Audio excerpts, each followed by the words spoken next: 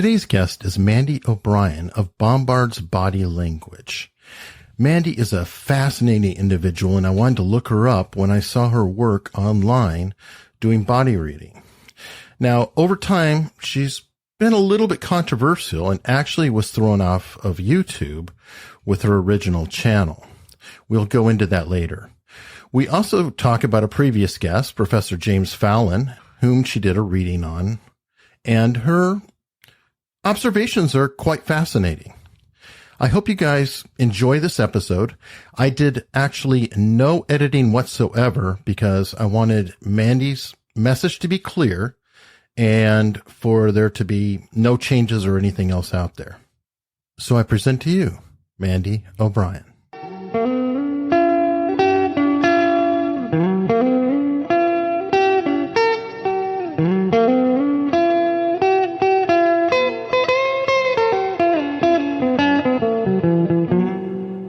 This is Unstructured. How are you doing, Mandy? Thanks for coming on. No, thank you for having me, and we're doing good. Oh, good. I understand that your family has grown recently. Yeah, I'm actually surprised that I'm not covered in puke, so. A pukeless day is always an improvement. Yes, because earlier I was. Now, I came across you in doing research because I've had a lot of body language people on. I'm very fascinated, not just with body language, but I'd say communication as a whole. I have a theory that relates everyone from Zig Ziglar to Jim Jones. And I think that it's all a spectrum through communication, manipulation, both reading body language, or I've had Mark Bowden on. He's a great reader, but he's also a master projector out of body language. He uses it to manipulate and shows politicians, et cetera, how to do it. Yeah, I hate that, but yeah.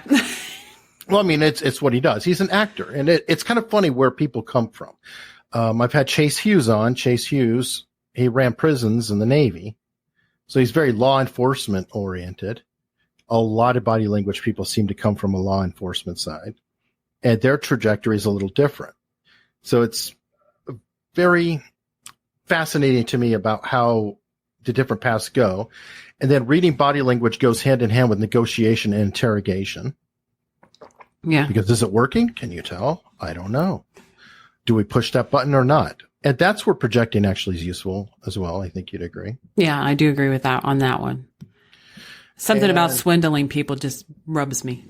Oh, well, not every politician is necessarily swindling everyone. Yeah. He also works with corporate people. Like a great example of it actually is he had a Russian. He's Canadian.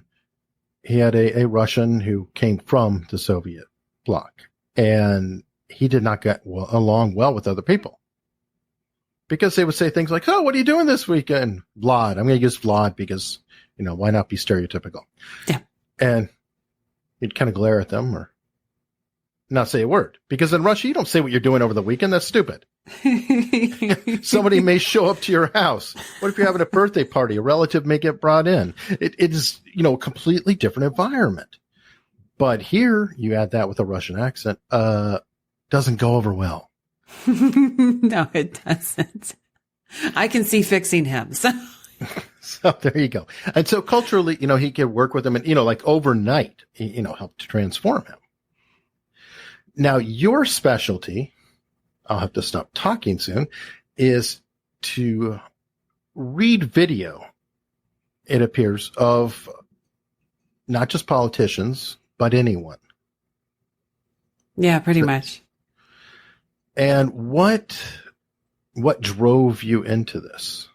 Well, I guess what drove me into it, I didn't have a very happy childhood. And I believe personally, just from the people that I've spoken to, that the trauma puts you in a different mindset. You pay attention a whole lot more. Okay, well, zero in on people. And then, like your tuning fork? Like a tuning fork. And then I went through medical, dealing with patients, and it actually became, a nice tool to sit there and look at these people, because a lot of them were mentally ill. Really? Yeah. What were you doing exactly? Dealing with the elderly, pretty much. Okay, so is it a lot of dementia, Alzheimer's type of thing? Pretty much, yeah.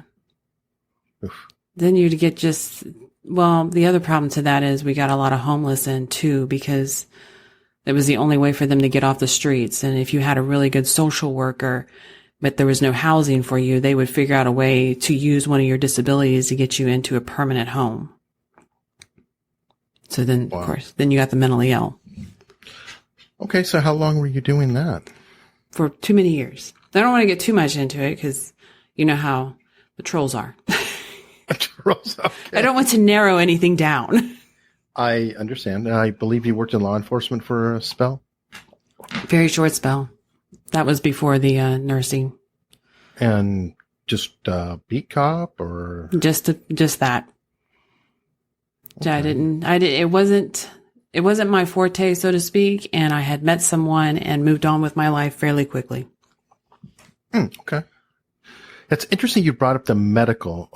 Previous guest I had on, Scott Rouse, learned body language from his father, who was a doctor. Yeah. When you sit there and you deal with these people, and especially when pain is involved, if you've got someone in pain and they don't really know where it's at because it's one of those pains that radiate out. Mm-hmm. And you literally have to watch them. It's like it's over here somewhere. Or the other one that likes to come through is they turn vicious. It's like they don't even tell you they're in pain because they don't even know they're in pain. They just turn vicious. That's going to be hard to cope with. It was. It drive a person to drink. Thus, you're not in that field any longer. There you go. Yeah, I could not imagine that. The short spell that both my parents were in a nursing home was not one of my favorite times. Yeah, I just sit there and looked at it. It's like, there's a reason you're here. If you have family, there is a reason you're here. Because those that have family that are nice and they're at home. They're being taken care of. True, but it's very difficult. Like my mother had advanced Parkinson's. You can't. It's very difficult to take care of her. Oh yeah, and for that, yes, obviously, I'm more or less talking about the ones that came through the homeless brigade or mentally ill. Those kind. Yeah, that has to. It has to be a challenge. Now, on that, is it a case that a lot of them were just off meds, and that they could potentially level out if they were taking meds? They'll get on meds. It actually doesn't make them 100%. There's no 100%. Let's put them on a scale. 0, they're off the meds and they're just off the chain. 100% normal person. Mm-hmm. They'll go from 0 to the at most 60%. Mm. They're never quite right.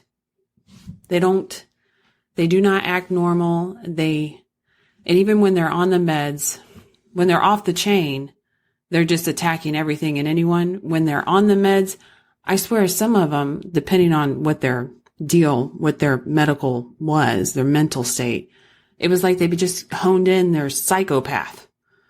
They would be more into self, and then they would just hurt those that didn't provide. So if you were someone that gave me something or helped me or was a funnel for something I want, I'm going to be nice to you. But as soon as you became not that person anymore, they just wiped you off. You'd be the one they would attack. Sounds kind of hopeless. Pretty much. This is why I advocate that we need to bring the mental hospitals back. Well, that is a theory of mine. In the 80s, I kind of aged myself a little, and before, it was one time that the left wing and the right wing got along. The conservatives and the liberals, shall we say, all agreed. And it was a matter of the conservatives didn't want to pay for it. And the left wing said they should be free. That was insane. So, and thus, that is a lot of the homeless problem to this day, I believe. Yeah, that to me, that's just insanity. because it's like they're the ones running the show. And don't be mean to them. You don't want to lock them up.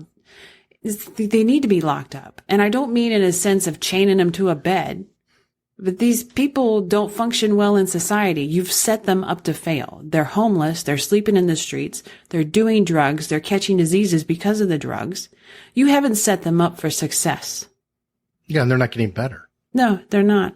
I mean, just the hygiene and the disease problems and everything else, that can't help them. Mm-mm.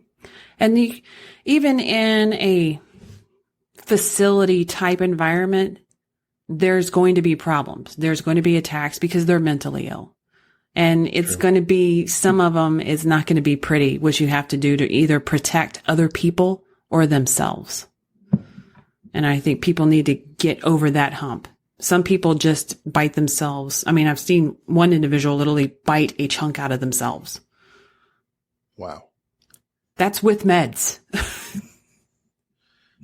Good times.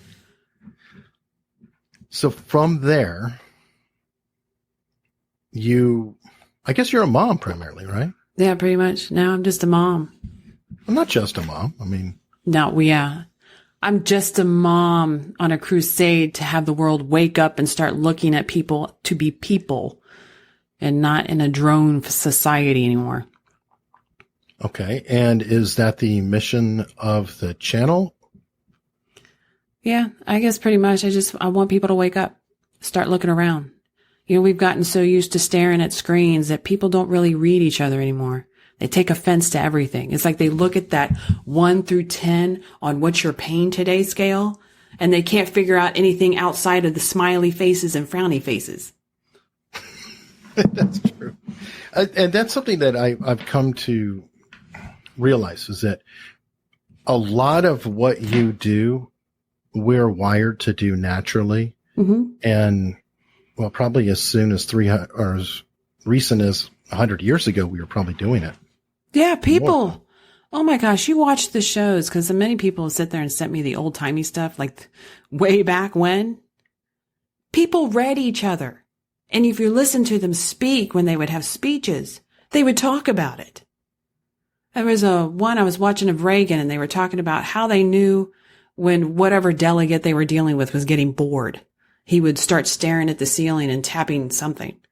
It was like, they read people back then and was open about it. It wasn't some kind of, magic. Did you ever look into criminology? Briefly. That's kind of similar too, where they literally were saying, okay, that general is now 2 away from, whoever, Gorbachev or whatever. And he was next to him last time. And he's tilted this way. And I mean, so there's actually people who would study that completely to get an idea. Hey, what's the vibe over in the Soviet Union? What's going on? Yeah. Who's in favor? Who's out of favor? Who can we approach? Who can we? I think they still do that. Well, I would hope that they wouldn't throw something like that away. Anyways, it's very helpful. Some would argue it's being done to us. Probably more effectively. More than likely. I would sit there and say that the one thing about when you try to automate or when government gets in control, they micromanage and they forget the big picture, because people are people groups, people equals herd. People, if one may act this way, but you get enough around and they'll change no matter how much and go in the direction of the herd. And I think governments forget that. True. Well, I don't know. It's. Well, look at it now. Just look at MSM. They have had the reins. Excuse me? Mainstream media or? Yeah. Anything mainstream. I just call it MSM, but anything mainstream, period, whether it's science or healthcare or anything.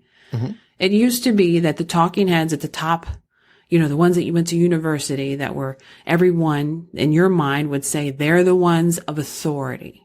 And people would blindly follow them. And then all of a sudden, the internet comes in, and no longer are they the only authority. Now they're looking at other theories, looking at other news, looking at other talking heads. But at the same time, there are authority figures, and they are actually shaping the message. they're dry. It's like, how would I wouldn't say they're driving a message in the sense of right or wrong or left or right. It's not that plain. Let's see a good one. Venezuela. We'll do Venezuela. Okay. Maduro. Now you can have the message is Venezuela bad. Venezuela socialism. Venezuela, the poster child that we need to go out and get him because he treats his people awful. Okay. Right. That's the M message. But then you have all the little ones going around going, yes, we dislike, and they're having discussions on it. So instead of like this push forward in this direction, the herd is circling and they're in agreement that they don't like what's going on, but they also don't like regime change. So do you understand? It's the war aspect is the demonized instead of glorified in the MSM. Well, I think that's an interesting case. I would almost say that there may be a confusion and there's history. It's like we were kind of into regime change there for a bit. Yeah, that's the whole beauty of people talking. Ask Gaddafi. Ask a lot of these folks. The problem I see is that we're selectively into regime change. I think the government is selectively into regime change. The American public is tired. Yeah, there's a definite isolationist bent there. Yeah. And I think some of that got Trump in there.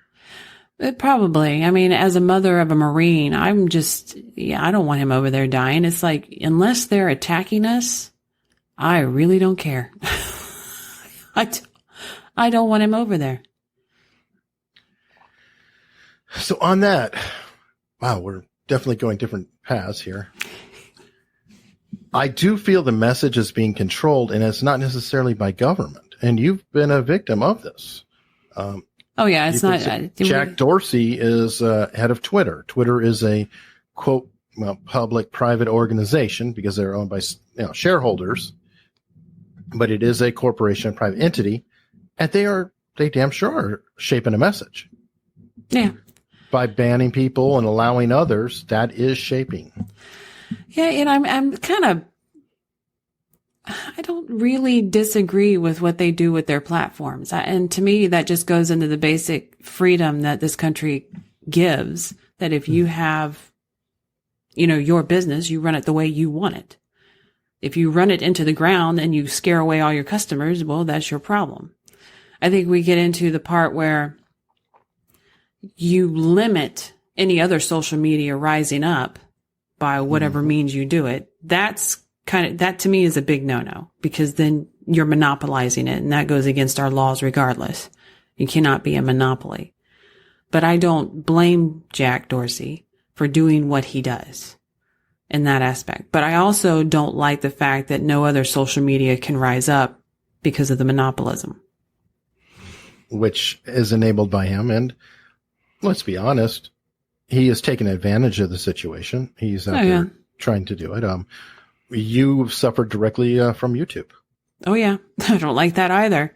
But at the same time, it was like, even when it was happening, my partner would get upset with me. And I would be like, it is their right. I just wish that there was something else out there. And there's nothing you can do about it. So you have a libertarian bent. I guess I'm a libertarian, but I believe in taking care of people. I also sit there and look down the path of where we're going, that pretty soon we're all going to be automated. There's so much automation, and there's going to be so many out of work just from automation. And not tomorrow, not in 5 years, but sometime this century. So you're looking at what they call the jobocalypse. Yeah. Okay.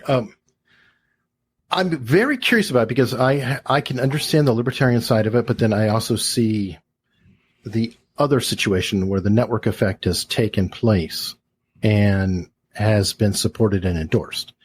Take, for example, can you start a competitor to Amazon right now? No, and I think Walmart's trying. Right, and they're established. Yeah.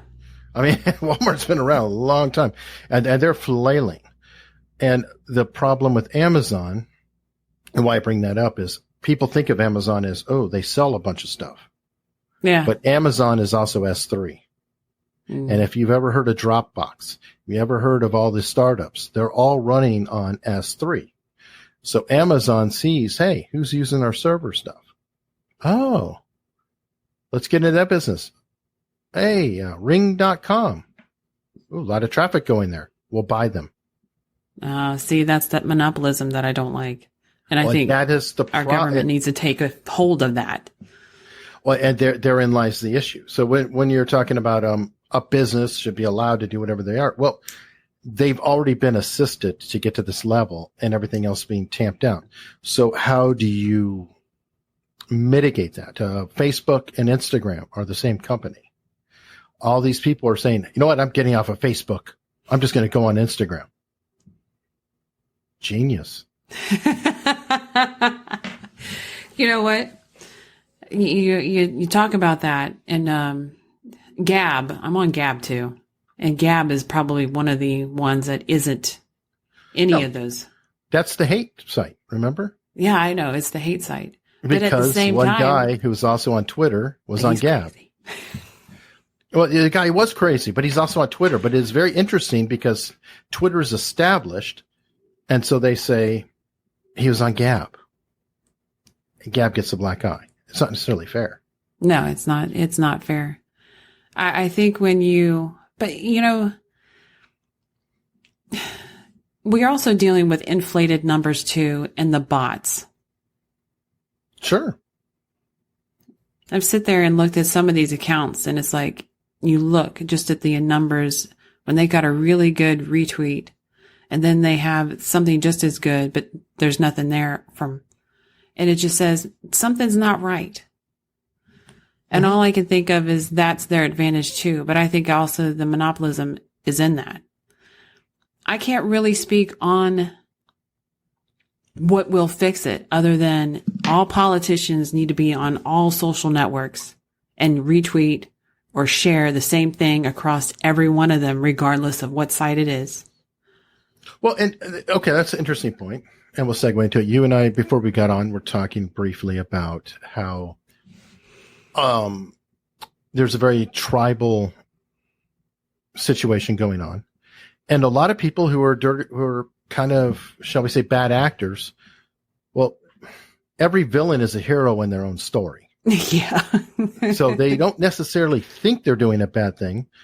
And I think we agree that what happens is I get hired by an organization, and that organization is looking for more people. They ask me for a recommendation. I recommend my friend who I went to school with, or we have similar interests, similar beliefs. They go to work there. So now there's two of us. We're pretty close in alignment, and that happens over and over and over and over in the organization. So then now everybody's speaking the same way. And this could be right, left. You see it at universities and news stations, etc. I feel like we're further polarizing, and some of that has been proven out by even Jack Dorsey himself, saying that, liberals don't follow conservatives. Well, that's not an unnormal thing. See, that's not unnormal. Even if there was no tech involved, even in your own neighborhood, certain neighbors are going to congregate together because they're the yard. This is my yard. It's so perfect. Oh, I've got such a lawnmower over here, blah, blah, blah, blah, blah. And you got the neighbors who, they're the hillbillies from hell. And they all congregate together drinking beer and revving their lawnmowers or motorcycles or whatever thing that they are working on. That just happens normally in real life. The thing that has been polarized so badly is that nobody can respect anyone else's opinion. The hillbilly down the street can't come talk to the posh yard man on the other side because they can't talk and not fight. And that's where it needs to stop. Stop fighting and just talk. So what do you do? Well, I guess that's just a street that You've got to stop MSM from demonizing, calling things out. They're bad because they want this. And teach people in a controlled setting via a discussion network. Things need to go back to discussions. There shouldn't be any more screaming on TV. There shouldn't be anything that inflates one side for being evil. Those protests, regardless of what side it is, you glorify the calm protest by giving them more airtime. Mm. And the ones that are acting a straight fool, you have to ignore. They go to jail when they're destroying property, and that's all you hear about is them going to jail. You do not go, oh, this is wonderful. They're fighting a regime. It's like, no, they're breaking the law. They're throwing things at other people and giving them whatever injuries. You're glorifying that by giving them the airtime, because regardless if it's bad attention or good attention, that mindset just wants attention. So how do we get back to that? Because it was closer to that at one time, but that was a cultural thing. Culturally speaking, we had agreed upon rules, again, culture, to where, oh, you had to talk to somebody and don't raise your voice too much. Sure, there'll be fights here and there, but we as a country in general had a cultural contract to at least listen or pretend we're listening to the other side and things like that. But that some of that has gone out. You mentioned, okay, the news needs to cover the peaceful protests. They need to cover the Martin Luther King March and not somebody looting a store, for example. I would even go further. I mean, you sit there and you can do the pussy hats and all of their protests of them marching around. Okay, just this was their protest. This is what they were doing. Mm-hmm. And they're being pretty peaceful. You show that. And then you can have the 2A people with their peaceful protests walking around. And then you'll either get, well, I haven't seen the 2A people do it, but let's pretend that they've done it. They get onto the microphone and they make inflammatory things of shooting things up. Who are 2As? Second Amendments. Okay, thank you. There you go. They get on the microphone and they say something really ridiculous, like, they're coming into schools, we're going to shoot them back, or, and I hate to sit there and say inflammatory words, but it's kind of like, don't give that a whole lot of attention, that part, because we don't want to sit there and give the image in the mind of bullets flying and killing people. Right. And then on the other side, you've got, and I know this one, Madonna, or was it Madonna? Well, it was one of the actresses talking about bombing the White House. You don't want to give that attention either. Right. You just want the peaceful stuff. So if you get the news to sit there and go, oh, the guy who's sitting there telling people about shooting things up if people walk around his kid with a gun, he needs to get a fine or something, inflaming people to attack. Mm-hmm. And the person who's saying they're going to go bomb the White House needs to be fined or thrown in jail. One of those two. You cannot let people go free. And that's the other part that's been happening. They've got this rhetoric going on. They've got these protests, these violent protests, and there's no consequences. The culture doesn't see consequences. You have to show that there's consequences to this behavior. How do you unring that bell? It's not an easy bell to unring. You've got a mainstream media right now, as you put it, and they're rewarded by this. They get eyeballs and they get money. They don't get money by showing a peaceful protest and saying, well, look at them. Those are some nice hats. I personally prefer free the nipple, but anyway, they're marching peacefully. That's good. No, click new channel. Let's yell about whatever. Yes. So there's already a reward mechanism, and it's very hard to say, okay, do we then say, no, you cannot profit off of that. You're going to be government controlled news. Well, now that's propaganda. Well, I don't want to go down that path. The public's already punishing them because their numbers are dropping. So it's already started. The bell, it's going to be painful to get back to where we were. but you already have a generation that is looking like it's going to be very conservative. And I don't really like using the word conservative, but they're much more level-headed. They're much quieter. They're much more respectful of different views. So you've already got that in place. MSM is dying, and there's a generation who grew up with it and saw the damages of it, and they don't want none of it.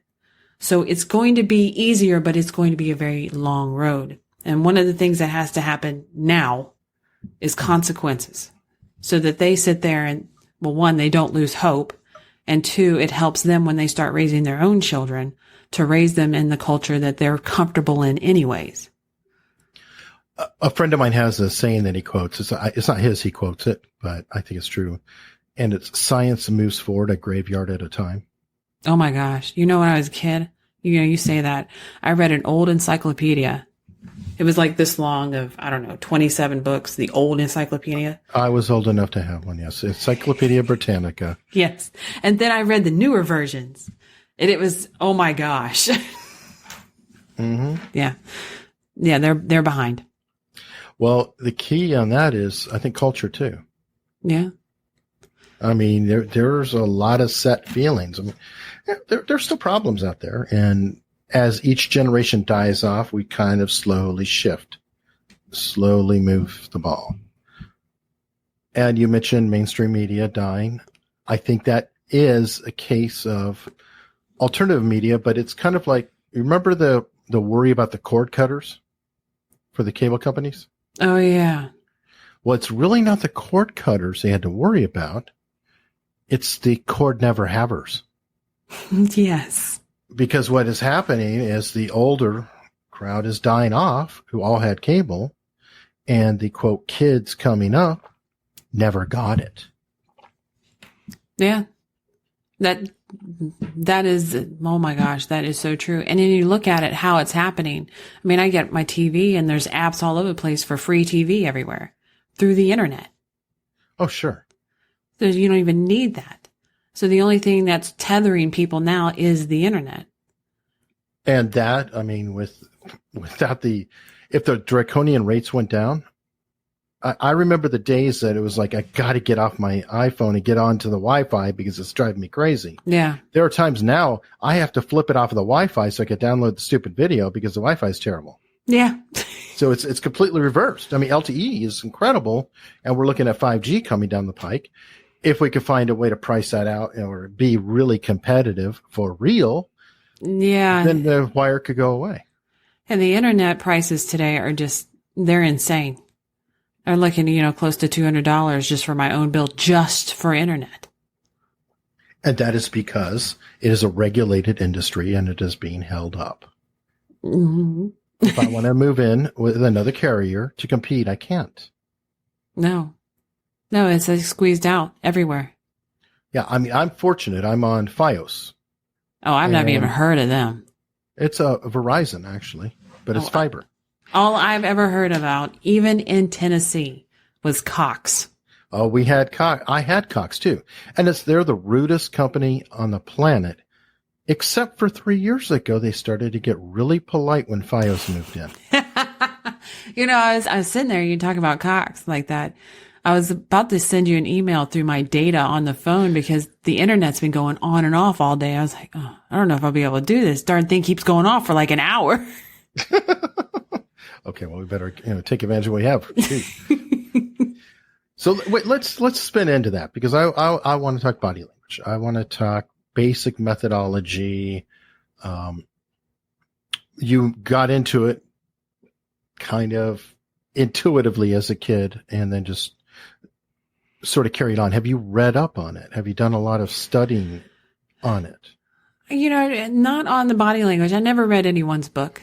Never. Because, when I was a kid, when I was actually looking into learning new things then, I got older. I just, didn't care about school. It's like, you people didn't teach me anything when I was there and you're not teaching me anything now. But these people, not to down them in any way, but they talked on how to teach people to read like big signs. I was looking for the nitty gritty. Mm-hmm. Like, what is that person actually thinking? Do they actually regret what they're saying? Not just the telltale signs of, oh, he's into me. Oh, he's confident. The thing, so it sounds like you're reading motive into it, which can be dangerous too. Yeah, it can be. I just look at it as, I guess from the childhood, my biggest driver was, did they actually know what they were doing? Did they care? Or were they as damaged as some other people were? Could you trust them? Well, you never can trust them because they're or were they safe? Would that be a better? Yeah.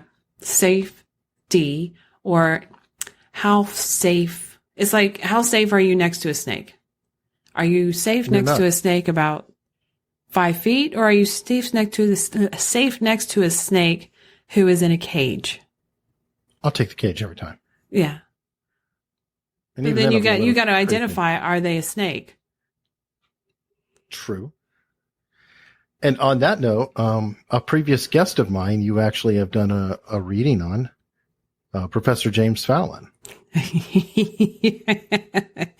He's a nut. Well, the irony of it is, in your reading and what was going on, there were so many layers of abstraction to it that it's mind-blowing. So can you give a baseline of what you're reading? And then, I'll go back and forth with you on it. But why were you even looking at a video of him? Oh, most of these people are because someone that subscribed to the website sent me, please do this one. Okay, I'll do this one. Okay, so what's the process? Tell me about that. That's interesting. Most of the time I just watch them. I'll sit there and just watch and comment as I go. It's very rare that I pre-watch something and then sit down and do a video on it. So people subscribe to the site, and part of the service you offer is you can send me a video and I'll just tell you what I think. Pretty much. I'll tell you what, some of them have Pacific like questions. Is this person telling the truth? I'm like right now I'm getting a whole lot of Cappy ones. So I had to do him. Did he really commit suicide? People want to believe that he didn't really kill himself. Who is this? Isaac Cappy. He was in the movie as a stand-in, Thor and. Oh, is he the guy who jumped off the bridge in Arizona or something? Yeah. Well, how would you know if you weren't there at the time he was about to jump or not jump? Oh, he apparently did a video. He said it would be his last video on Periscope. Okay. And that was the one I was sent on him. Oh, that's a cheerful topic. I don't know. I kind of looked at it as an opportunity when I saw it, because I don't agree to do all of them. Some of them, it's just like, I'm not doing that. But him, I liked him. I always look at people who care about how they affect other people, even when they do wrong or something heinous. Mm-hmm. It's like, at least they're conscionable and they know it. It's different when you get someone who knows that they're doing bad things and they just don't care. Okay. And back to James Fallon. Yeah. So somebody sent you that video, and I guess the premise was whether he was faking being a psychopath or he was faking the brain scan that showed him as a psychopath. What was the premise? Actually, it was quite a few requests on that one. It was more than that. It was both. They wanted both questions answered.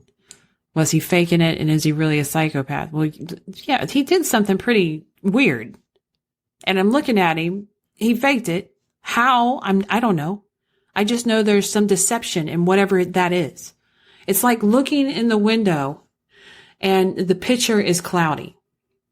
Okay. You see little lights that tell you something's not right. And then you hear something that happens at the same time of these lights, and they don't match. Okay. That fits with a lot of folks I've had, like Chase Hughes. You're not looking for deception. You're looking for a baseline. Yeah. So the normalcy, if you can, and is that part of the reason you turn away a lot of work is because you don't have enough video, or it's jump cutted to death, or you can't really get enough time to see before and after to have an idea of whether to get a baseline. Yeah, some people, well, some of them, I've just watched them so many times, like Trump. You watch him all the time. But for him, because all he was on that one show, I looked at it and I could see more than just one emotion. I look for more than one emotion. You have to see the transition, because the transition will help you see, even if it's some other random emotion to another emotion that I never saw before, the transition will be the same. Okay. That will always be the same. That's their baseline, the transition. Now, this is James still we're talking about, right? Yeah. Problem is, well, he's claiming to be a psychopath. That's got to throw a wrench into things, because if he's a psychopath, well, he's going to act, well, at a minimum, narcissistic. Yeah, you know what? I took psychology and sociology and even some political science when I was in college. And they've changed their definitions on those terms so often that I've just left it to, that's a psychopath. They've even changed sociopath and psychopath more than I like. You're on the spectrum. It's kind of like autism. Right. There's an autistic spectrum. There's a psychopath spectrum. Well, the weird thing is neither one of those is in the DSM-5 anyway. I'm sorry? Neither a psychopath or a sociopath is actually a condition. Borderline personality is, narcissism is. Oh, now it is.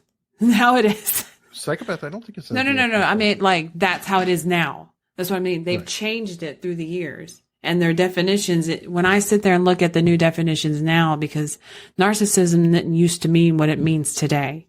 Like when I looked at it, and I'm in my 40s. This was a long time ago. So am I. I think I'm a little older than you. Oh. But even then I had to go back and look. I was like, why do they keep calling these people narcissists? I was like, oh, new definition and more encompassing. Oh, that makes more sense. I just look at it as a spectrum now. They've got an antisocial behavior, right, and it's against you for them. So you'd agree with Joe Navarro's, he lumps them as dangerous personalities. Pretty much. And he puts the four in. Psychopath, sociopath, narcissist, and borderline. Now they're people that, well, I wouldn't be friends with any of them, and they would be the snake that I would have in the cage. I don't even want you 5 feet from me. I want you in a cage. I put the cage in somebody else's house. But, I'm sorry, I'm weird that way. Okay, so you read him, and what did you observe? Well, it's attention seeking. So when I'm looking at him, I see a lot of attention seeking. He's being deceptive when he talks about the scan thing. And that was like, okay. And then he talks about the kids and the sharks and the boat thing. I'm going, and he got a kick out of it, and he enjoyed the audience reaction and the people around him. And then when they chastised him for that, he didn't like it. And then it was almost a light of confusion of why they didn't see the humor of, yeah, but I just proved to you I'm a psychopath. Okay. So, ironically, in people trying to disprove he's a psychopath, he is showing behavior that proved he probably really was a psychopath. Yeah, but he couldn't prove, and the thing that got me is he couldn't prove the scanning. So I guess not everybody had a scan that looked and says, the scan works. If you're scanned in, then you are a psychopath. And I guess that would be, the bone of contention that you can have, that the scan isn't perfect because it's a spectrum. That is fascinating. Well, that is a concern though too, because he's testified in court and things. And I know that those scans have been used in cases. Yeah. Well, I don't actually doubt that the scan says that there's something wrong with their mind, but it's kind of like, well, you have autism to the point they drool, they don't speak, and they barely function. And then you've got autism to where they're play beautifully the piano, talk with articulate, but their humor is so dry. It's like, I don't get it. Where are we at? So like the prodigy type. Yeah. So, trying to get my head around everything. What do you do when you're trying to read body language? And now you have some experience, I guess, with, as you put it, mentally, I don't know the politically correct term, mentally disabled or handicapped or challenged or whatever is most appropriate is my intention. What about someone who is, for example, a paranoid schizophrenic who, when they are seeing something, they may be actually seeing something, but it may or may not be really there? Well, I look at that, and I guess it depends on what you're really looking for. When I look at those people, seeing them, it's like, well, okay, well, something's wrong. And I can't tell you what's wrong. Body language doesn't allow me to sit there and go, oh, A through B, this is what it is. I can see that this behavior is not normal compared to normal people. And I think that's the other reason I really enjoyed my nursing time of anything, was to see so many mentally ill people and realize what not being normal really looks like. So their baseline was different. Yeah. And that gave you experience in seeing a baseline that's off or it doesn't pattern like the rest of us. So then you could see what deviations there were from that particular baseline. Right. So they did, I don't know what's wrong, but there's something not normal. And then you sit there, and if they continue to talk and then their body movements, because it's not like everything is unnormal. You've seen people with tics, right? Sure. They just tick, tick, tick. Well, my mother had Parkinson's. But that. And you know that, when someone is afraid, they may shake a little bit. Mm-hmm. It's a different shake to the Parkinson's. Sure. Even though it's a shake. Well, they're scared. It's a different shake. And I've been able to see both of them. And I can tell you the differences. It's minute differences, but it's different. Okay. And during this time, you started up you quit and then you started the video channel. I think you had a charming story that you started the channel to show up your kids. I was trying to teach the kids. My kids didn't go through trauma. They had a nice life, but I was so frustrated because, my oldest son, he's getting older and they're dealing with people, and then, they're teenagers, and it's like, I don't like that kid. And I was trying to explain to them why I didn't like a certain friend that they had. Do you not see? And then I was like, you know what? I'll start teaching them. We'll go on YouTube. There's plenty of videos, and we'll start, I'll have a little class session for them, and I was going to teach them. And of course, you know how kids are. That didn't work out quite as well as I thought. So you're saying then that your kids never really watched it, but everyone else did. Yeah, they watched it. I just remember getting back online and, where have you been? I didn't know I was supposed to be back. I was waiting for the boys to watch it, and I was going to go do another one. So now what happened with all this? Because you really blew up. Yeah, it shocked me on how fast it grew. And I'd have to say that the reason why it was is because I was the only one out there. The only one. Well, yes. Well, on YouTube. Janine Driver. Well, yeah, there's Janine Driver and there's other people, but I think it's also your particular charm. You deliver with a little sugar and a little snark. Yeah, I do. and I think that's probably what I enjoy. And truthfully, you do seem to have a conservative perspective. Yeah, I just think life was I don't know. I guess the line of conservatism and Democrats, because in all honesty, if you were to sit there and look at my political views and what I believe in, you'd think I was a Democrat from the 90s. Oh, they call them blue dog Democrats. There you go. At one time. I believe in a welfare system because not everybody can make it in this world. And I do believe we need to take care of people. And at the same time, I believe businesses should, run their business the way they feel it. And at the same time, I don't think you should be discriminating anyone if you're the only pizza place within 100 miles. Okay. So you're definitely all over the map in that. Yeah, pretty much. It's like you can't really, and that's where if I really thought about it, I would vote only in my area, and the laws that we pass, I would be happy with, even if I lost. I don't care what anybody else does, because I'm not the one that has to deal with it or live with it. Well, that's the Tip O'Neill. All politics is local. That should be. And we do tend to ignore local politics and worry about what's going on in the Fed. Yeah, and that's unfortunate.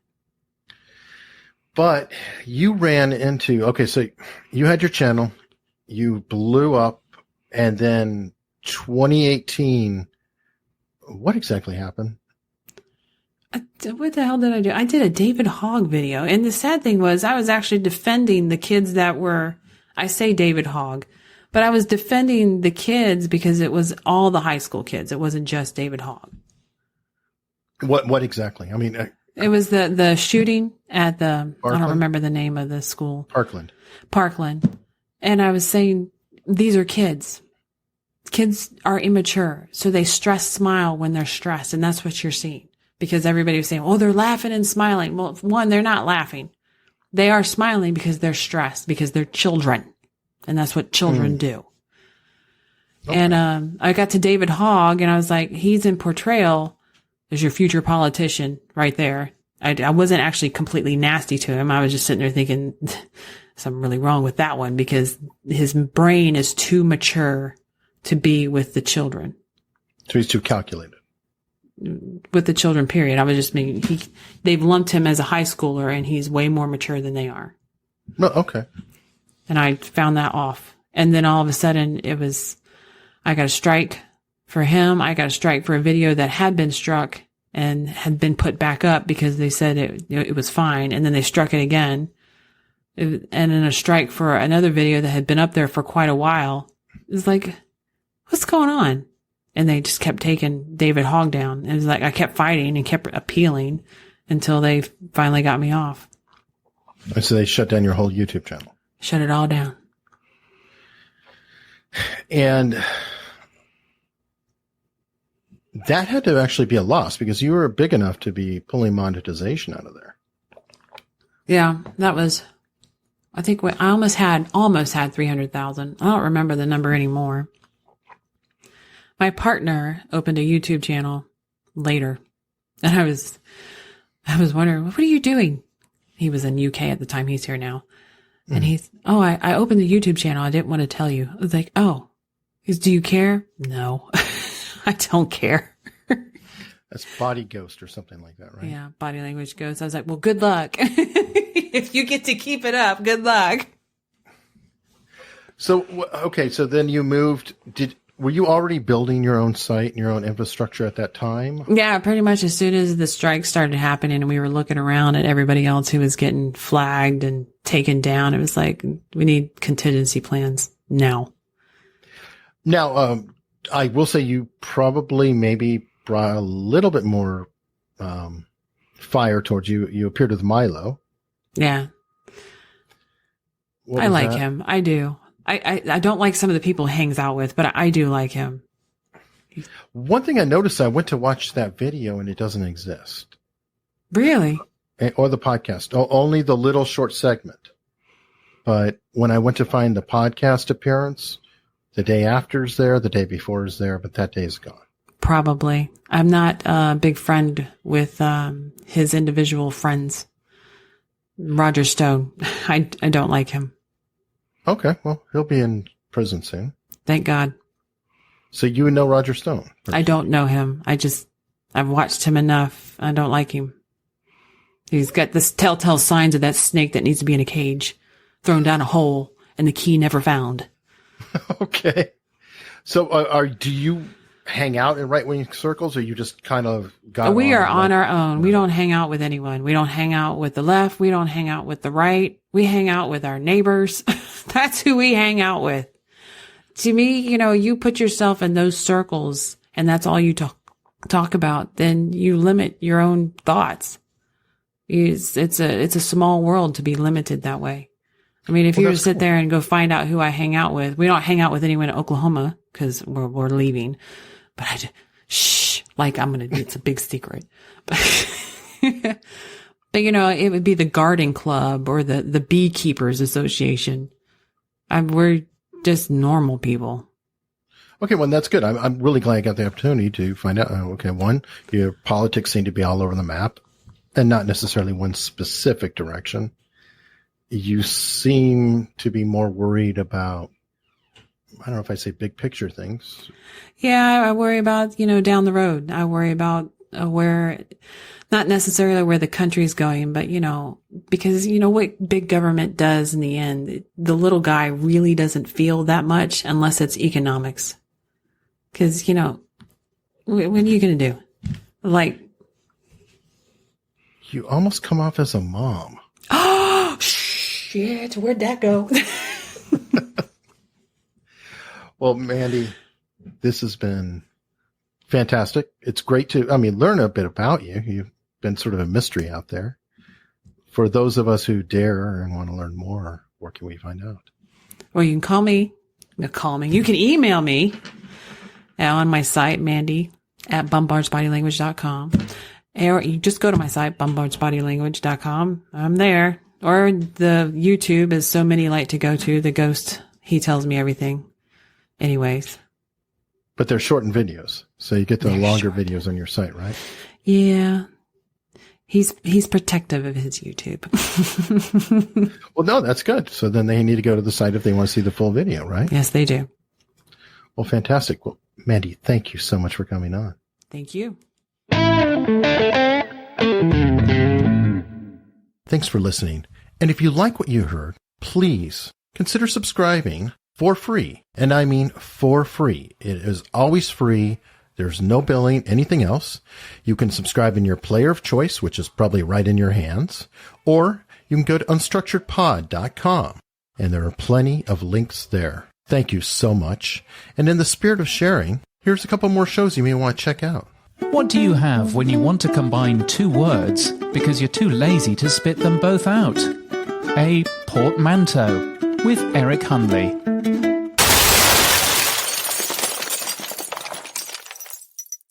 Brexit, Benifer, Brangelina, infotainment, infomercial, and podcast. What do these all have in common? Well, they're portmanteaus, sometimes called Frankenwords. These were first used by Lewis Carroll in Through the Looking Glass, and we are surrounded by them everywhere we look. This new show, Portmanteau, will cover a new portmanteau every episode. They'll be short and look into the history of the word of the day. These may be well known, or they may be brand new. They may even be suggested by you. Be sure to subscribe today and join in on the fun.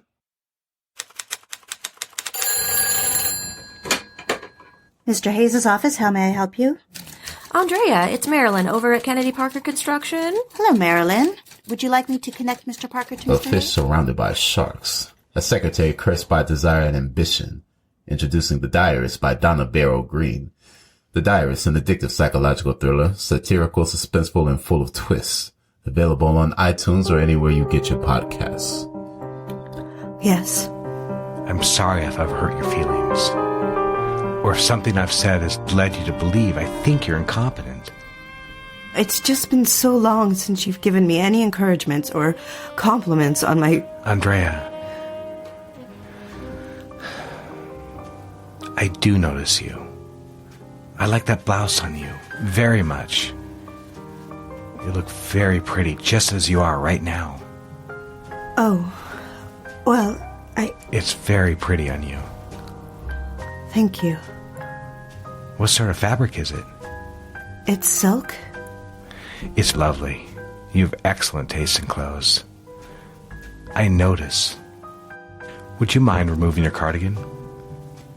My sweater? Yes, so I can see the blouse in its entirety. Why?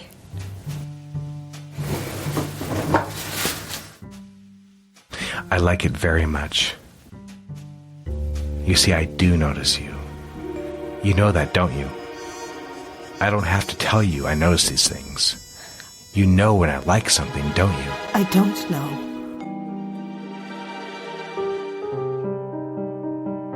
I repeated his words in my mind. I notice you. That was it, wasn't it? I wanted someone to notice me. Not Andrea the daughter, the wife, the secretary. Not even Andrea the artist or ad girl. I wanted someone, anyone, to see me. More than anything, it was Richard.